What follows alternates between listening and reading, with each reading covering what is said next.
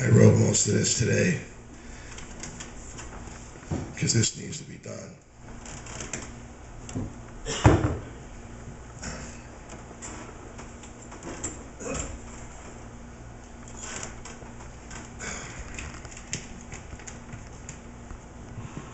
I know you're angry, Todd, but don't be foul-mouthed. It's not what people want to hear or read. So just guard your heart and plant another seed.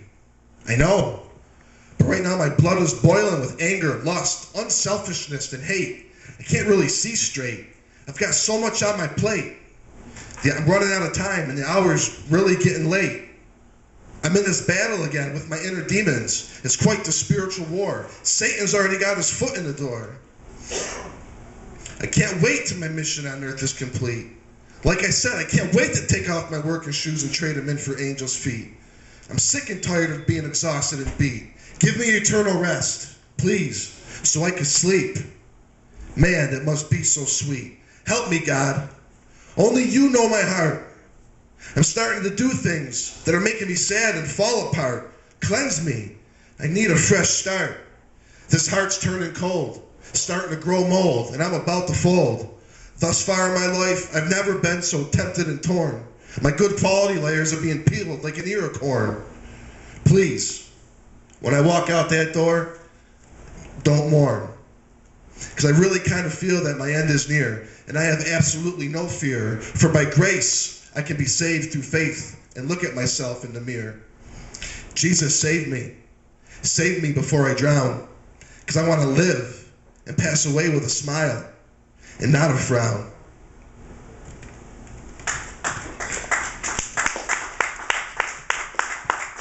Recently, I'd say in the last 4 days, I met a new friend, and he's a spirit, and I guessed right, and his name is Jack. And I dedicate this to him, because this is a message he gave me that I'm supposed to share. People, don't live for the worldly things. You're just going to get hurt and burned. You got to live for something better. You got to live in that higher frame of mind.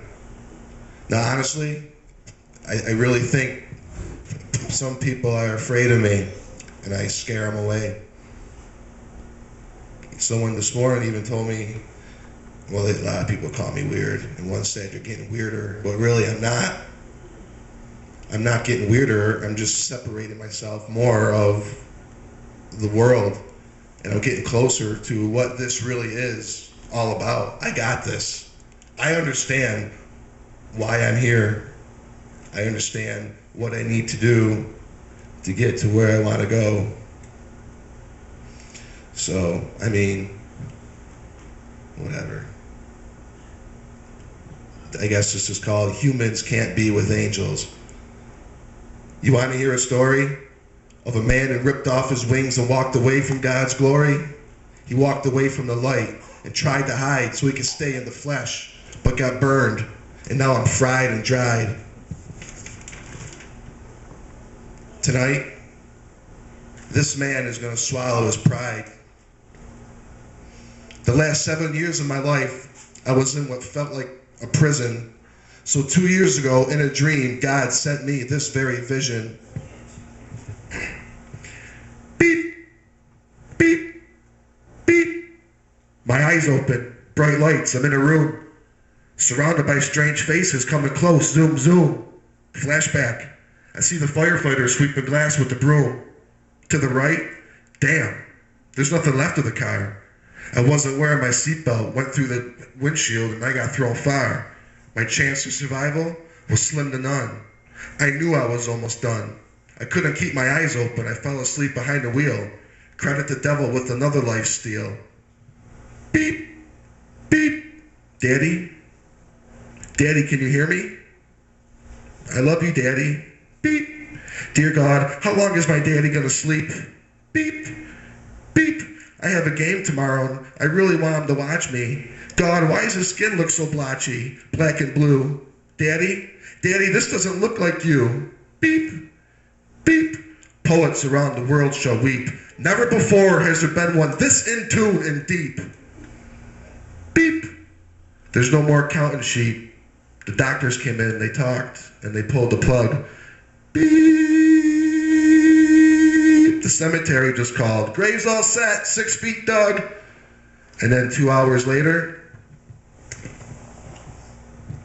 in walked an unknown, at the time, angelic guest. And they saw a movement in my chest. My sweetness, it's Brooke. And my left leg shook. I saw a flash of light like a strobe. It's not your time, said a beautiful man in a robe. Without thinking, I held out my hand, and she held out hers. And I was holding on to her, and she was holding on to me. And in that moment, I opened my heart, and she was all I could see.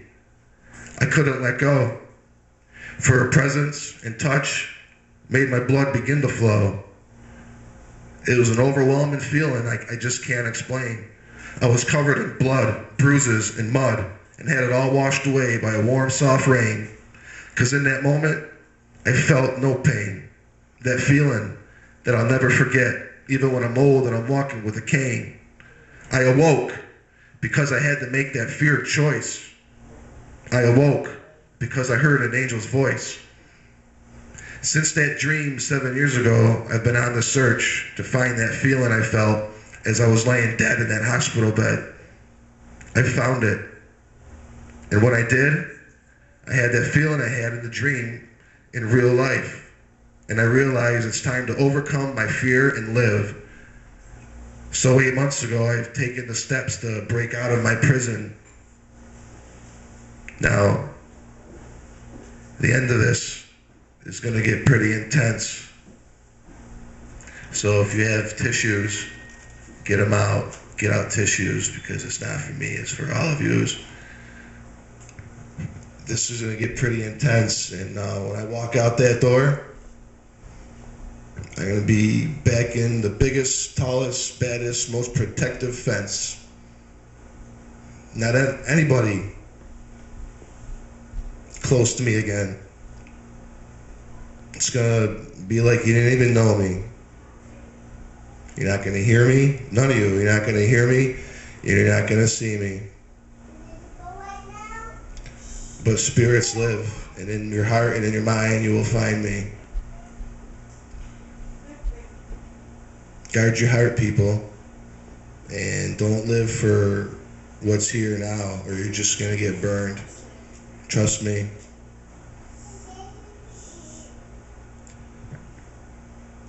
And Jack, screw you, Jack. Why did you make me do this? I had to do this. And when I'm done, I want you to hit the road, Jack. And don't you contact me no more, no more, no more, no more. Hit the road, Jack. And don't you contact me no more. And now it's time to say goodbye to my one only and truly. I love you. I always will. And I'm gonna give you the key. Da da da.